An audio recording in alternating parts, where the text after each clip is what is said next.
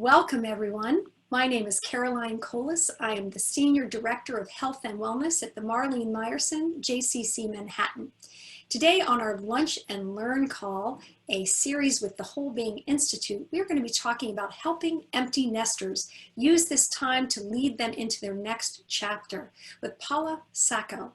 Empty nesters are suddenly finding themselves in one of two situations, with young adults back in their space, home from school, or working from home, or separated from their children who live out of the family home and are unable to visit as they normally would. Important milestones for both children and parents like graduations or weddings have been lost or converted to Zoom. While each individual's experience is unique, we share the common experience of this storm that we have been thrust into. In this session, Paula will share tools to use this time for self-reflection, helping us find purpose and connection. Paula is a certified life coach with an additional certification in positive psychology. She specializes in coaching women during times of transition, like divorce, and is passionate about teaching about our power to create our own happiness. She teaches techniques to boost positive emotions like love, joy, gratitude, pride, awe, serenity, and hope, all of which have been scientifically proven to increase creativity, improve our relationships, and expand our opportunities. Paula's signature Thrive coaching program is based on the premise that a person's true desire is to find meaning and purpose while being seen authentically for who they truly are. She works with clients both individually over the phone, in person, and through group coaching and local and international retreats, which unfortunately now are currently on hold. Paula, welcome to the call. Thank you so much for being with us today. Thank you for having me. And so I guess my quick question is, how did you get involved or find out about the Whole Being Institute? So I had been part of a coaching group years ago when my kids were little, and I've been coaching for about 12 years. And then I kept hearing about this SIP. I'm like, what is SIP? So came to find out it was certification in positive psychology, which is the Whole Being program. And I went through the certification process 2 years ago and just loved it. Loved the people that I was involved with, and loved learning about positive psychology and how we have the power to create our own happiness and boost our positive emotions. Beautiful. And so how many kids did you say you were raising? I have 3. So, and are they all here with you? They are, yep. My oldest just graduated from college this spring, and then I have a sophomore in college, my son, and then my youngest son is going to be going into his junior year of high school. Wow, so full house. Yeah.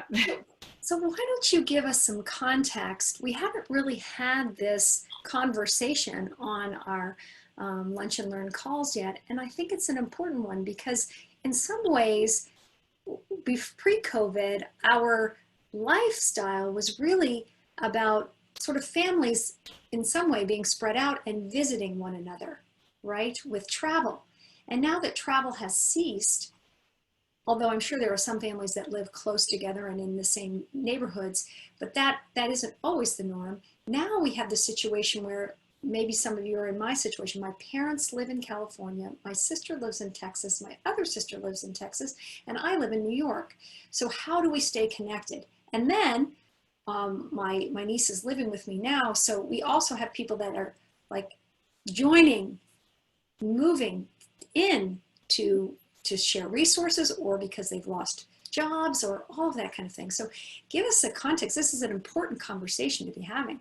So what I'm hearing is it's a lot of change for people, and it can either be isolating if you're alone, or you could be in the situation where you have a lot of people in your house and you're vying for space and Wi-Fi bandwidth, and people are working from home. So that's a big change. Parenting is completely different now. You know, you have adults living in a space together. And also what I'm finding is it's almost like in March and April when this hit, we were all just in, okay, how do we deal with this situation that's going on?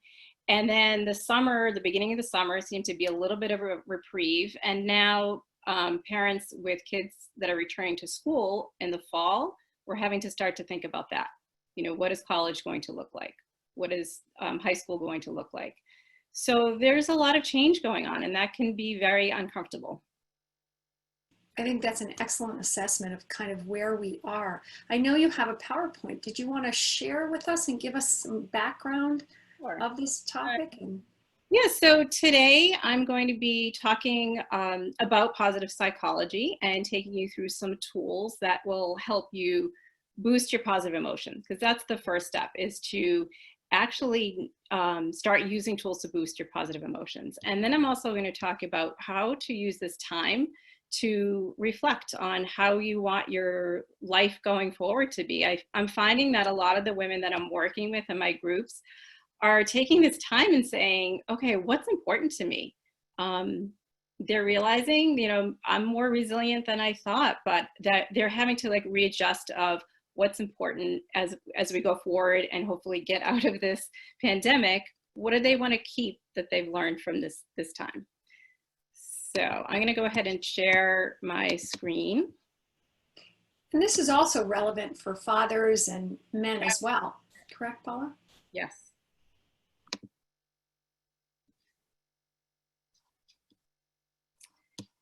Okay, so this is a picture of my kids. This is about 17 years ago, and I like to show this because this was how I got interested in coaching. At the time, I had moved away from family and friends and did not have a support system around me and had a newborn. So again, it's that change, a big life change for me. And I definitely needed some support. This was me at the time, not as happy as my kids. And I needed to find something that would give me the support. So I found a coaching group. And what I learned at the time was that the support of a community was so important, to have other women who are experiencing the things with motherhood, and I could share that. So that was really important. The importance of self-care. I was not taking care of myself. I had health issues. I was stressed out. I didn't have any support.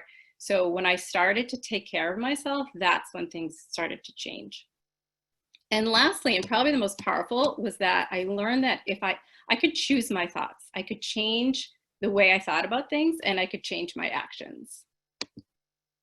So this is me today with my kids. This was at my daughter's graduation, which just happened in May. And this time it's a lot about shifting perspectives. You know, her graduation did not look how we thought it was going to look.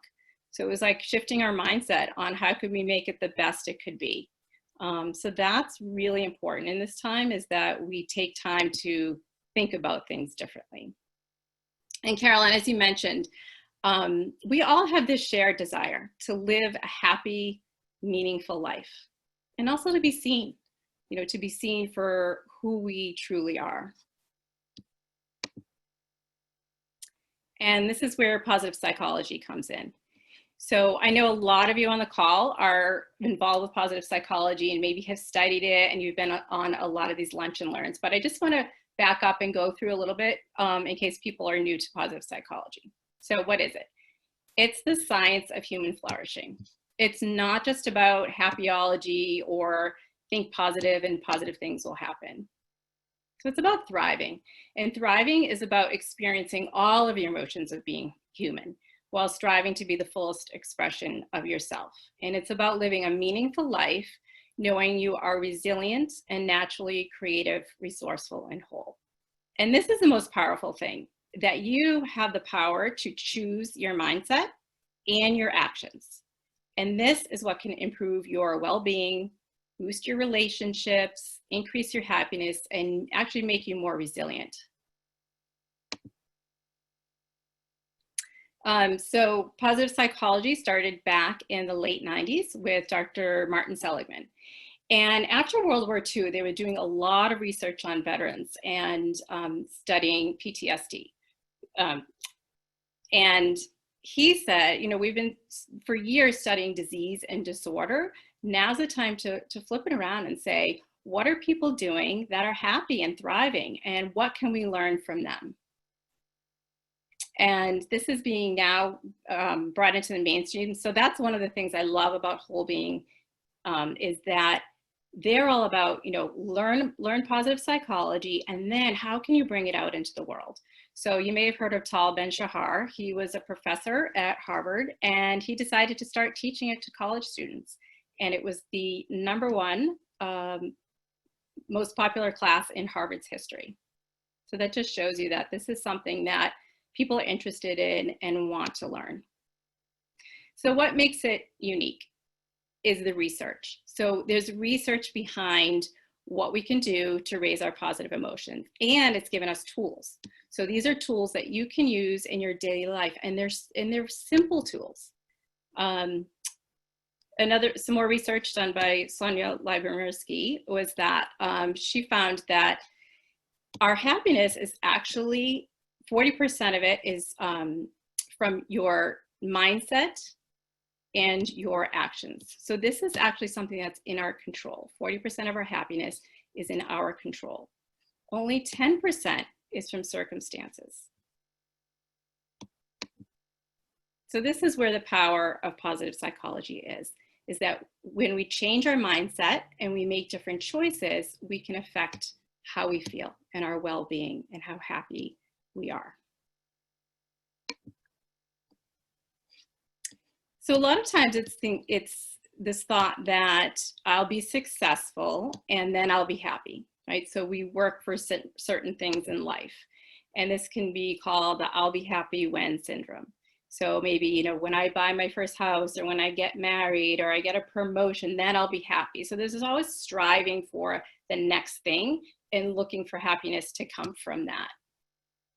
But what they found was that happy people were actually successful. So that it was the happiness that was leading to the success and not the other way around. We did have a question about what is the set point? Okay, so the set point is your genetic predisposition. So there is a set point that affects your happiness level. So it could be something like being predisposed to depression. So you do have that as part of you. So, but what's great is these tools that you can use that we'll be talking about can lift your positive emotions, which have amazing effects in your life. Great, so helpful, I think. Okay, so I'm going to just go back here. Okay, and this is the reason why when we talk about happiness leading to success, this is one of the reasons. This is the broaden and build theory by Barbara Fredrickson. So when we experience positive emotions like love, joy, inspiration, interest, gratitude, forgiveness, what happens is you physically expand your awareness. You see more opportunities in front of you, and you're more likely to take advantage of those. So then you build on your skills, your knowledge, your resource, your resilience builds, your relationships are better. You may be, if you're feeling a positive emotion, you'll be more likely to engage in a conversation with somebody, and you may find an opportunity that comes up from that, or you just feel the connection with that other person. And then this actually makes you feel even more positive emotions. So it's this great cycle to be in. Okay, so what do we do from here? So the first step would be to give yourself a boost. And this is what we're going to talk about right now, is how to use these tools. So there's 3 tools that I want to cover today. The first one is gratitude, and then mindfulness and strengths. So these are 3 tools that are simple to practice that you can start putting into place today. Okay, so gratitude. Gratitude it's nothing new. It's very simple. It's part of almost every major religion. It's something that we're taught when we're children, is to say thank you and express gratitude. And so why practice gratitude? Studies show that consistently grateful people are more energetic, emotionally intelligent, and forgiving, and less likely to be depressed, anxious, or lonely. Okay, so why does this work? It's something called the negativity bias.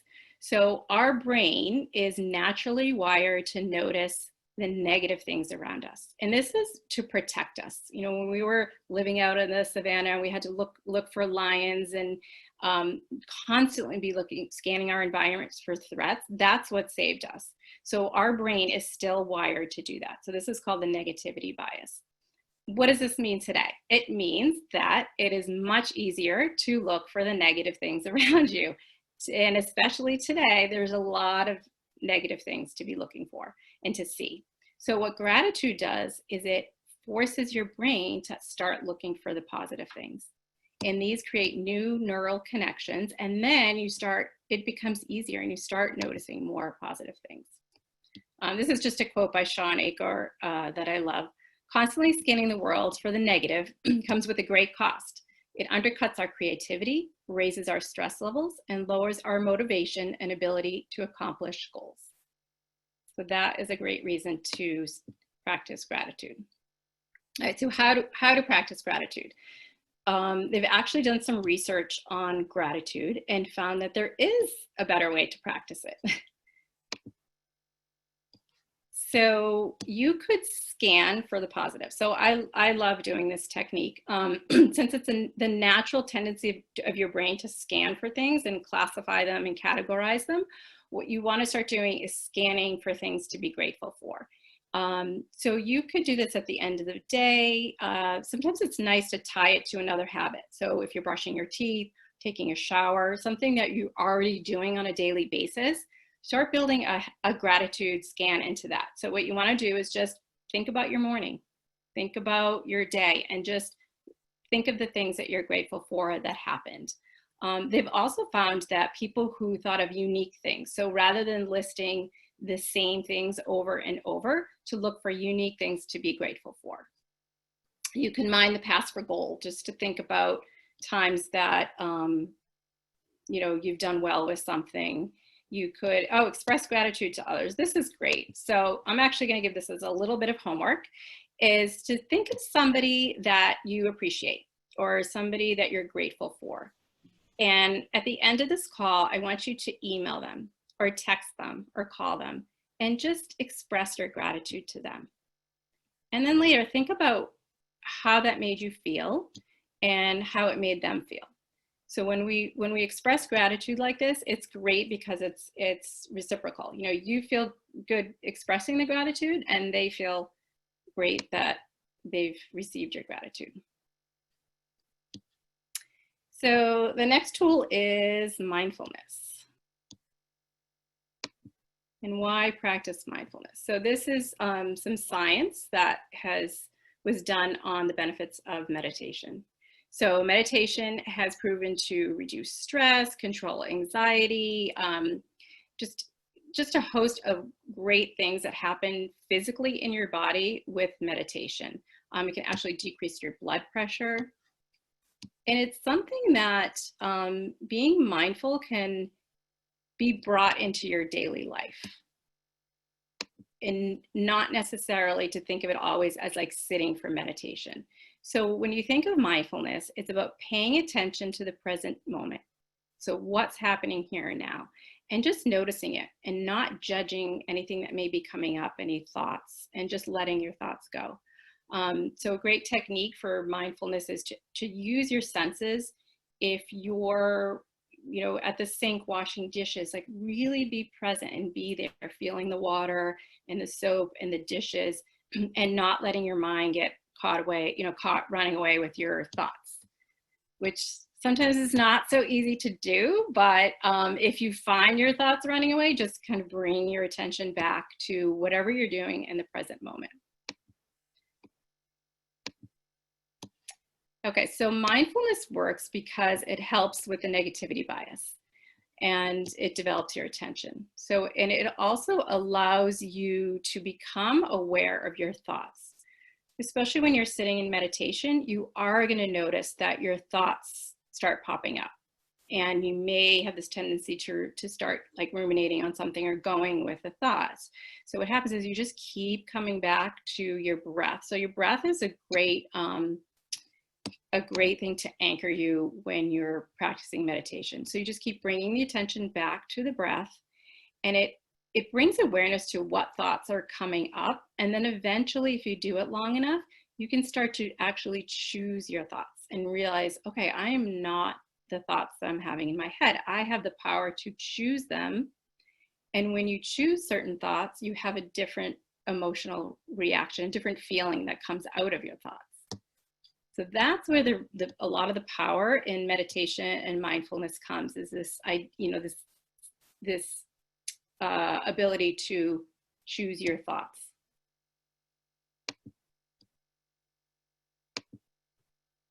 Okay, and this is just, I had mentioned using the breath as an anchor. So if you are sitting for meditation and you find your mind wandering, just keep coming back to the breath. And the breath itself can be wonderful just to calm your nervous system down and focus you on the present moment. Okay, so now we're going to talk a little bit about character strengths. And I know Caroline and I were chatting about this before the call. This is the VIA Institute on Character has a free test that you can take. And so if you go to their website, maybe Phoebe, you could put the VIA website in the chat for people so they can click on the link. And it's a very short questionnaire that you fill out, and you get your strengths profile back. And we're going to talk a little bit about that. So why enlist your strengths? So this is the benefits of enlisting strengths. You have a greater ability to achieve goals when you are using your strengths. People are found to be more successful and have positive relationships, and their happiness levels increased. So something that I'm going to just stop sharing just for a minute, just to come back. I think this one in particular, Carolyn, is great for relationship building. So when you know your own strengths, you know yourself, and also if you know the strengths of the people that are living with you, it helps to just understand them and where they're coming from. So when you get your strength profile back, you'll have your top signature strengths. So these signature strengths, for instance, one of mine is love of learning. They energize you, and you just feel like they're part of who you are. So if you thought about living a day, like if I thought about living a day without being able to express my curiosity or my love of learning, it just would feel very empty, and I would feel very flat and not myself. Yeah, I also loved that you said that, gosh, it was such a relief. It sort of explained why you love to do workshops and read books and do all this kind of stuff. And you could kind of like not be so hard on yourself, right? In a way. Yeah. So in terms of what your work is, which is about being authentic, it's accepting those parts of ourselves, right? Being curious about those parts of ourselves and saying, oh, for me, the character strengths is like, oh, that's why I like to try on new outfits all the time. My top strength is creativity, and I was sharing with you on the call that the other day I wore my pajamas, and then I wore a what was it, a gown, and then I like put on something else. I haven't resorted to hats or scarves yet, but I like to change things up a little bit, and it makes sense. And if I couldn't do that, you're right, I don't think the day would be as happy. So something that I encourage the people in my coaching groups to do is to have their family members or the people living with them take the VIA test, because it really can be eye-opening. I know just a quick story. So my son would drive me crazy because we would be shopping and he would just take forever to decide on something, and he'd try on 10 sweatshirts, and we'd leave the store and he wouldn't have bought anything. So I was getting really frustrated. And when he did his profile, I saw that prudence, was one of his top strengths. So he was like really considering that purchase and, maybe overusing it. So that's something interesting with the VIA strengths, is to look at how you may be overusing a strength. But once I saw that, I was like, okay, that's just who he is. And actually, I'm very grateful to have a teenager who's prudent. So it's actually that's a gift. How is he as a driver? I hope he's prudent when he's driving. He's just starting to drive now, so he's Awesome. actually good.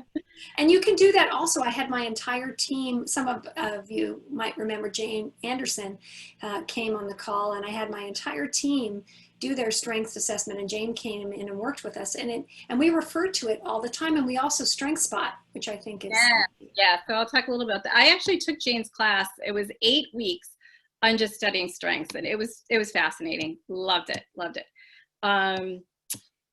So just to come back here, so the research that they've done with strengths is that people who have an opportunity to focus on their strengths and actually use them are 6 times more likely to be engaged at work and 3 times more likely to report having excellent quality of life in general. So, and like you said, Carolyn, this is about like stepping into who you are authentically, and it gives you energy, and it helps with achieving your goals. So when you can list your strengths, you help to achieve your goals. So this is just a little bit of how to go about doing this. So you can go to the VIA website and take your character strengths test. So this is about awareness, just getting to know what your strengths are, and then exploring them. You know, how have you used your strengths in the past? When have they helped you out? And then what you just mentioned was strength spotting. So this is really powerful when you can, it's like instead of looking for what's wrong, you look for what's strong in another person. And when you actually call it out to somebody, if somebody has humor as a top strength and you say, you know, I really appreciated your sense of humor that you used in that situation. It made me feel better. They feel elevated, and you feel good that you've expressed that to them, and they actually feel seen. So this goes back to what I said before about people wanting to be seen for who they truly are. And you can use it to think about upcoming situations. So this is how to apply strengths. So when you get the profile back, you'll have 24 strengths, and it's an opportunity to say, okay, in this circumstance, what strengths do I need to apply? So maybe it's not one of your signature strengths. Maybe it's a lower strength. Right now, I'm tapping into hope, which is a character strength, that things will start turning around. I was also thinking it'd be great to just write in the chat, everyone, what are some of your strengths? Let's see what we've got on the call. Even if you haven't taken the survey, what are some of the things that you admire or are proud of about yourself? And we'll just get some of those in the chat. Great. Maybe Phoebe can write that question for us. You know, and it's also interesting to think about when you're having a conflict with somebody, to look at what strengths may be conflicting with each other. You know, or maybe fairness is one of your top strengths, and somebody is just stepping on that, and you're just feeling conflicted. And when you look at it from a strengths perspective, it can help. So I see a love of learning popping up, curiosity, humor, compassion. These are great. Yeah, I would suspect that a lot of love of learning and curiosity are on this call.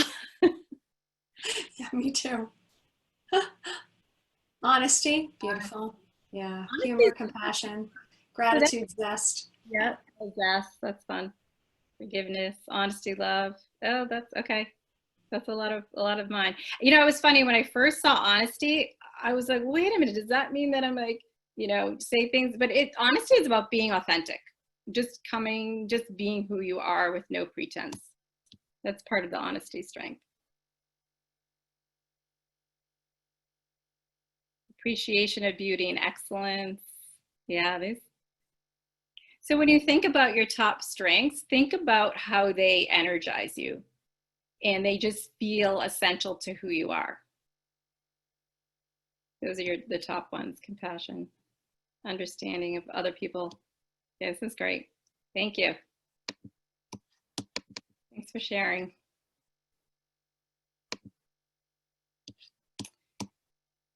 So now that you have, I'm going to just go back to my slides for a minute. So we talked about step 1 was to give yourself a boost. So really to use these positive psychology tools deliberately to raise your positive emotions. So I found that when the pandemic first happened, back in March, um, I was feeling very, very anxious. And I would just literally tap into like, okay, I've got to start using my gratitude more, and doing gratitude scans and really making an effort to practice it. So, because these skills are a practice, a gratitude practice, mindfulness practice. So always remember that, and have some self-compassion that if you start a practice and you're feeling better and then you kind of go off, like, just have compassion with yourself that, okay, I'll just start again tomorrow. And they've done some research on that, and they have found that people who are compassionate are more likely to achieve their goals. Okay, so next we want to talk about how to use this time for some self-reflection. And as I had mentioned earlier, what I'm hearing is that a lot of people are realizing that they want to make some life changes based on things that they're realizing right now. And a lot of it is coming from slowing down, that people now have the opportunity to slow down and think about what's important. So there's a really, really great exercise. It's called Best Self exercise. And this is something that we did during our certification, and it was so powerful. So take some time and reflect back on a time in your life when you were at your best. And it doesn't necessarily have to be a good time. It could have been a challenging time. So a lot of times when we go through trauma or a challenge, we grow from it. So some people, it may have been a traumatic time, or it may have been a good time. So this is what came up for me every time that I was presented with this exercise. Or to think about a peak experience. You could do it that way too. Like, what was a peak experience, and where were you? What were you doing? Who were you with? So this was me back in 1989, and I was studying abroad. So it was my junior year of college, and I was living in Florence for 3 months, and it changed my life. Everything opened up, and I became more confident, and I just loved travel, and I loved learning a new language, and it was just an amazing time in my life. So when I did the Best Self exercise with Whole Being, I remembered this, and I said, okay, what were the elements back then that were, making me feel so great at the time? And realized that I love to travel. I love learning new things. And I also realized that I love bringing people together and creating community. So I thought about the coaching groups that I do and bringing groups of women together, and really, really just love that. So the next step is to take action, because it's wonderful to reflect and to think about things, but it's not until we actually take action that we can move forward. And it can be small. So think about what small step you can take to make the changes that you want in your life. And a good thing to do is to think about how you want to feel. So if I thought about how I would want my future self to feel, it would be expansive, like a sense of freedom, but like a sense of meaning and purpose. So when you can think about the feelings rather than what you want to do, that can be helpful. You can journal about your future self. Pretend it's 2 years in the future, or 5 years, whatever time frame you want to choose, and write it in the present tense as though you are living that moment then. What are the emotions that you're feeling? What are you doing? Who are you with? What does it look like? So this is a chance to just dream and vision about what your life can look like going forward. So when you think about, if you have kids and you're moving on to that next stage of life, if they're adults and you're moving on, what does that look like for you? And then, as I mentioned, take one small step. What's one small thing that you can do? And, maybe it's just having a conversation with somebody, or committing to one thing to move you forward. So when I had done the Best Self exercise with, when I was in the certification with Whole Being, I was like, I want to do a retreat for women. This was my dream for 10 years. I had always thought about, I would just love to go to Italy, take a group of women, do my coaching there. Like, that just lights me up. And it was when I did this exercise that I committed to it. And I said, I'm going to commit to this. And within 9 months, I had put together a retreat and went to Italy last September. And then the picture on the right is actually a retreat that I did in spring in March, right before the pandemic hit. Was the weekend we went to Maine and came home, and then everything shut down. So I'm gonna ask you this question. What is the gift in the present moment? So when you think about what is the gift today that you are given? So we are going through this terrible time in history in our life, and awful things are happening. And at the same time, we can feel joy. We can feel happiness and connection with people. So there's this gift that's there in this moment. And I would challenge you to think about that and to think about what is your gift. So just to wrap up, we can think about what your key takeaways were from today. What did you learn? And then next, how do you want to incorporate it into your life? What will you do? What is some small step that you can take? And then maybe sharing it. So social connection is the #1 predictor of happiness. And in these times when we're supposed to be socially distancing, it can be difficult, but you can do things to connect with people. These lunch and learns are great. Putting together Zoom calls. So, or actually coming up with like somebody that you want to work with one-on-one, like an accountability partner, whether it's a friend or a relative, just to help you stay on track and get support. So I'm just going to wrap this up. I'm going to have Phoebe put my website in the chat box, which is just paulasacco.com. And I'm going to send out with the recording, I have a 7 Days to a Happier You guide. So it's a daily guide with exercises to start raising your positive emotions, and a promo code. I have some programs coming up in the fall. So I do a coaching group, and I'll have a new one starting up in September. So I can send you the promo code for that. And then I'm just going to end with this quote. So this is by Viktor Frankl, who lived through the Holocaust. Everything can be taken from a person, but one thing, the last of the human freedoms, to choose one's attitude in any given set of circumstances, to choose one's own way.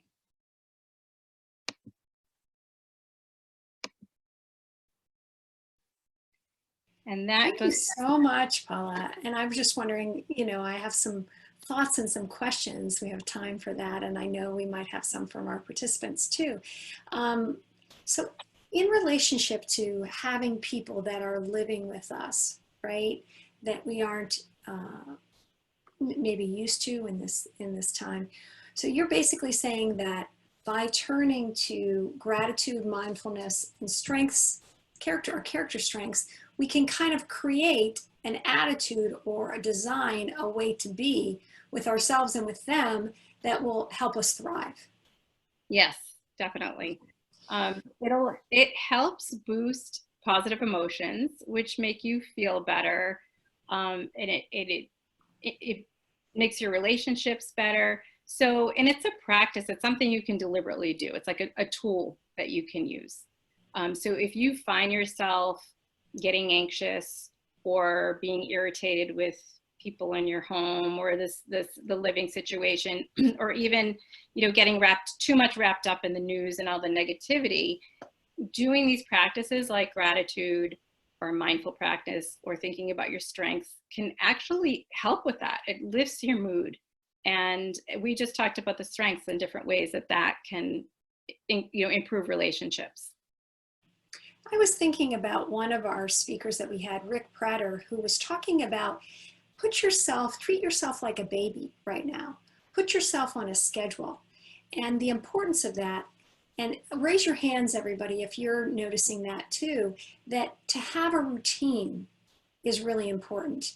And I notice that sometimes that can be where the conflict is that there are different routines that people have. For example, If everyone in the house goes to bed around the same time, then that's fine. You don't have the noise issues. But if you have somebody that's a night owl and you have somebody that's an early morning person and you're in a shared space and they're laughing or they're on the phone or they're in the room, but you can hear, and that disturbs things like sleep, there needs to be some negotiating, right, that happens. Have you found that to be true as well? Yes, yeah, I definitely have found that. And I think it's, having the open conversation with the other people in the house that things have changed, and just to be open about it and what the different needs are for people. I know that that's a struggle in our house. There's a couple of kids that stay up a lot later than others, and luckily our bedroom is a little separated, so it helps. But yeah, and I like what you're saying about the routine, you know, and be open to shifting that routine. It's not going to maybe look like what it looked like in January. It's a lot different now, but to stick to their routines. And if you're physically active, to really still finding a way to be physically active. And you may not be able to go to your gym, or may not be willing to visit your gym. But what else can you do? Doing it at home, or a walk, or a run. And there's some universals, aren't there, in terms of, being the health and wellness director.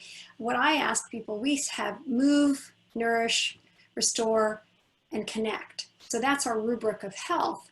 And scientifically, there's a failure to thrive if we're not operating on all those four levels. In other words, if we fail to nourish, we fail to eat, but not only nourish ourselves with food and the proper food, but and what I mean is the food that will work for us and our body and our taste buds. I mean, COVID is so insipid in that people lose their sense of smell and their sense of taste. And some of you on the call might have happened to. So even nourishing oneself can become a chore. But nourishing and then restoring, when are we sleeping?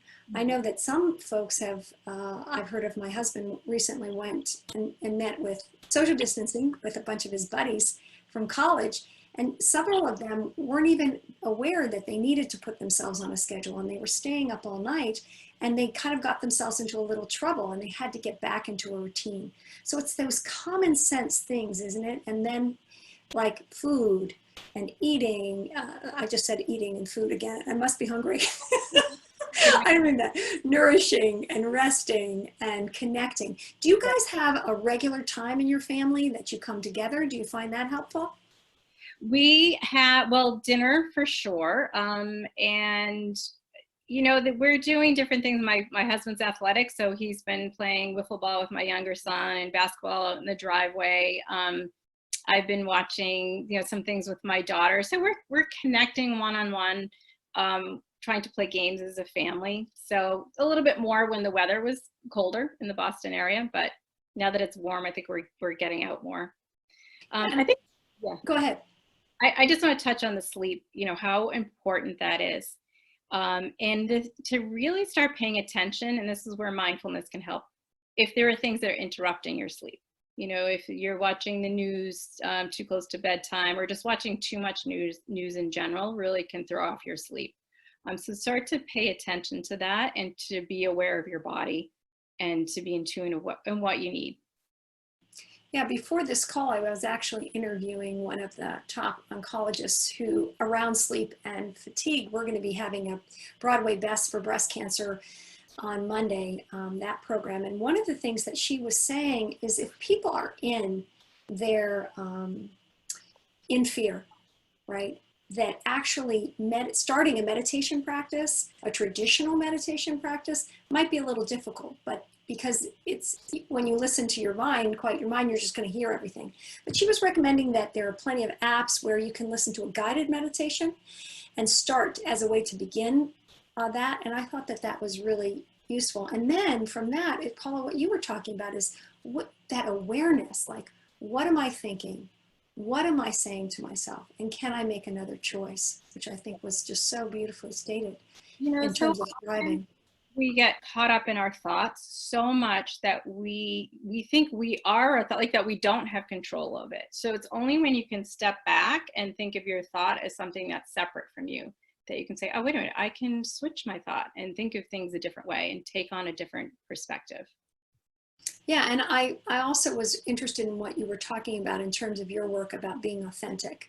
and this whole thing of being sort of what I would call a realist. Let's look at this realistically and not put happyology on it because of the importance of that, right? Yeah. Of not pretending in relationship to our own health.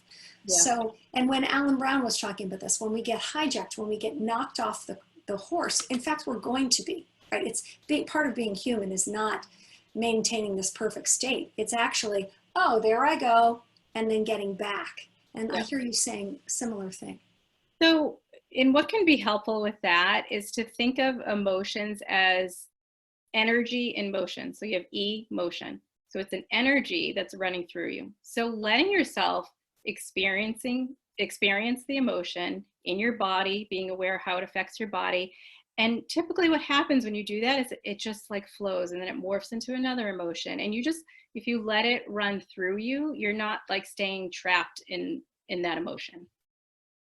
Beautiful. And I'm wondering if we can ask in the chat, you know, you guys, what are the ways that you're connecting with your families? What are the ways that you're restoring? If you're having trouble sleeping, what are the ways you're restoring? What are the ways that you're nourishing? I know that for one person I was talking to, because of their taste, they were going through chemotherapy. The only thing that was palatable to them were chocolate donuts. But unfortunately, that was not the healthiest choice. And then they gained some weight. And then we had a sort of a spiraling effect. And just like you said, it was like dialing back. What's one small thing that you can eat that will taste good to you that's healthy for you? So what are some of the small steps that you guys are taking to move you towards a healthier direction? I'm just curious because we're all in this together, aren't we? And what are you guys doing to create the environment that you want in your home right now, whether you're by yourself? I think Ellen was saying Zoom is my, what did you say, Ellen? It was so great. I loved it. It was at the top of the chat. Something I Zoom want has become my roommate. for me, right? Something I want to put out there too, and maybe people can put this in the chat, is that at this age, we also have elderly parents who might be isolated and alone. So we may have family around with us, but our parents are isolated. So that's something too that's kind of difficult at this time. So we've got theme nights with extended family via FaceTime or Zoom. That's great. Lots of getting out in nature. Wonderful, very soothing and healing, daily walks outside. Anyone else, let us know, because it really helps if we have ideas. Other people might be saying, wait a minute, I'm really controlling the amount of news I'm reading and listening to. Anybody else, you can raise your hand. I find that affects my state a lot. I'm also making sure that I get, and Tal Ben Shahar talks about this, getting more exercise and journaling a little bit more. We had, oh, and Phoebe, maybe you can remember, I have the gratitude cards and gratitude journal of one of our speakers, and I've been doing those daily cards and writing my gratitude, and that's been so helpful. So I want to touch on the nature piece and something called savoring. So being in nature is just a great way to boost your positive emotions, and just having that sense of awe that nature can inspire can really lift you up. And then savoring. So one of our favorite things to do as a family was to be around the table and just talk about a great memory, whether it was a trip we were on or something funny that had happened. And so when you're savoring memories, you're actually like, your body's reliving all those positive emotions and all the great stuff that you were feeling. What a beautiful idea. It's like creating the topic of conversation. It's almost like you could rotate it, right? And have each person that's living with you or a friend. Ellen, you can have somebody, I can text you a topic to talk about at the dinner table, or the lunch table or whatever. And I was actually surprised. My 24-year-old niece is living with us, and she's the one that said, could we have a dinner every night together? Like, she was craving that connection. Yep. And if it depends who likes to cook. My son loves to cook. So, one night he'll cook French, and we've just experienced, different recipes, different ethnic cooking. And yeah, so that's been a lot of fun. And I've also found using the strengths. For example, my niece is really great at technology. No surprise. but she does not want to clean her bathroom. So we've made a deal, right? I was like, if you help me with this, I'll clean the bathroom this week. That's great. So it's being creative, isn't it? And really, and humor falls into that as well, I would think. Definitely. Yeah. So let us know, you guys. I'm creating interesting and healthy dinners for myself. I live alone, having the ability to make mindful choices, less intense running around, playing bridge, games, bridge, code names, etc. online, outdoor walks, exercise, especially yoga, playing the online games with friends, not just the computer. And Yeah. how many, I'm really curious about if anyone has, going back to, you said was it your daughter that graduated? Yep, she graduated from That college. are going ahead with these celebrations Mm. because, and figuring out a creative way to connect. I've been talking to a lot of people who said, I just went to a wedding on Zoom. I just went to a bat mitzvah on Zoom, and it was actually in some ways better. Yeah. And Well, because I got to see them, I got to, it was, so anybody finding any, what do I want to call that? Silver linings. yeah, that's great. I know our high school did a graduation that looked so much more fun and engaging for the kids than the typical one. How was that for you guys as a family too? Chad, how did you change the ritual of graduation to For me, make it? well, I actually want to touch on that. So what I found with myself and also other people that I've spoken to is that, it's just a little bit of a grieving process, like all these milestones that you feel were being lost. And then living through it, like you just said, Caroline, is that, okay, it doesn't mean, it may be different, but it doesn't have to be lost. Like we can just celebrate it in a different way. And after doing what we did for my daughter's graduation which I had set up a parade and family members came by with signs and balloons, and we just had a really, really nice day. She said to me, Mom, this was so nice. Like, I think this is better than my graduation would have been at school. So Wow. like taking a different perspective on it. The Yeah. different, Yeah.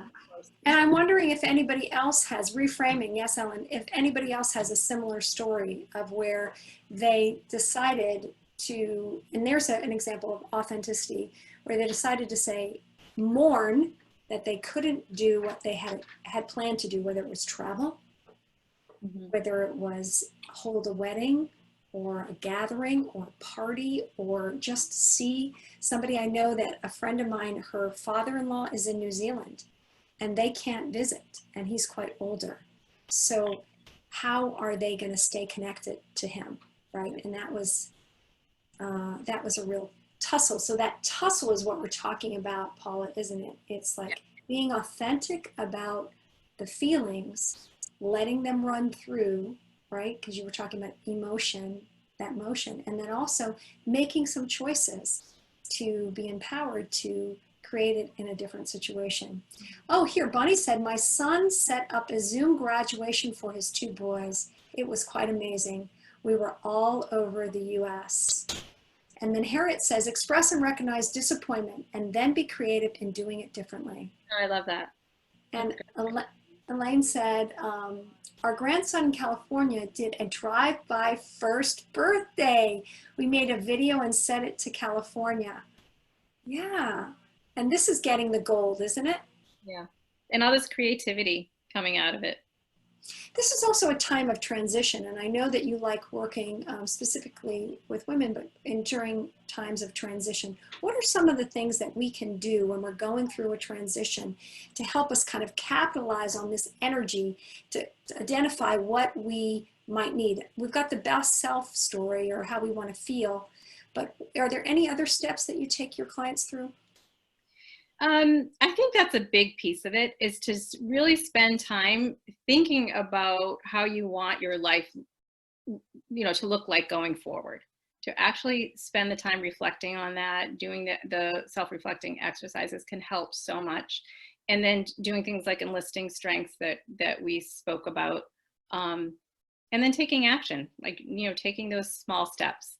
And sometimes, people get caught up in, well, I don't know what my passion is. Don't wait for it to find you, to go out and find it. Like, just to find one little thread and just start following that. And it's going to lead you on a path that may be, going into different directions, but just to start taking a step. Yeah. Does anyone have any specific questions for Paula or for myself? You can raise your hand. We can unmute you if you'd like. Well, speaking along those, I don't see any hands. Maybe let me just check really quickly. And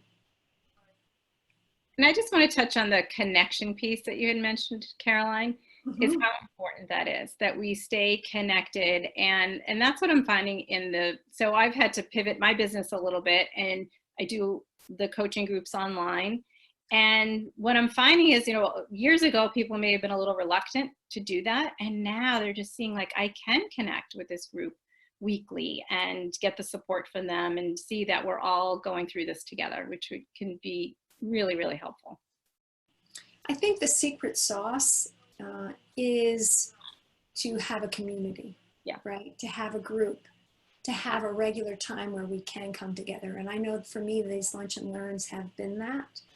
They've been an opportunity to learn and to hear different perspectives and to get different tools, and then to see some of us have been here every single call, which is amazing. And some of us have come in and out, which is also equally amazing. But I do understand from science, and maybe Phoebe even can back me up on that, that when we have an accountability partner, or when we have a community that is also encouraging us to, in this case, your work, thrive, it really is the secret sauce to helping us move forward. Yes. Yep. And like you said, having an accountability partner, that you're actually verbalizing a commitment to somebody else, can be very powerful. So you've said it to somebody else, and you're going to follow through. And if you don't, they're there for support. And then just to come back to that self-compassion. Yeah. Well, thank you for giving voice to what is the situation that a lot of us are finding ourselves in, which is that we have fewer people, right? We're not engaging in large groups and gatherings, but we might have more people in our immediate circle at home, or we might have Zoom as our new roommate. Yes. I wanted to let you guys know a little bit about what we're doing. I think Phoebe might have put it in the chat. On Thursday, we're doing some laughter yoga, and that is going to be amazing. I hope you'll be here. And if you also want to try something new, the work that I do, Winnelie Zeeb, if you have never experienced her, she's one of my dearest friends, and I co-teach with her all around the world. And currently I'm co-teaching with her on Zoom this coming Sunday at 4 o'clock. It's a NIA class. It's embodied positive psychology. If you want to join us, I'll put the link in there so you can. And please, no previous experience needed. And thank you, Paula, for being here and sharing your wisdom with us. And thank you, everyone, for joining us. We'll see you on Thursday. Thank you so much for having me, Caroline. Bye. Yeah. Bye, everyone. Go ahead and wave goodbye to Paula. Yeah. And you need to click on that link. It's there in the chat. Thanks, everybody. Have an amazing day. Take care of yourself, and we'll see you soon.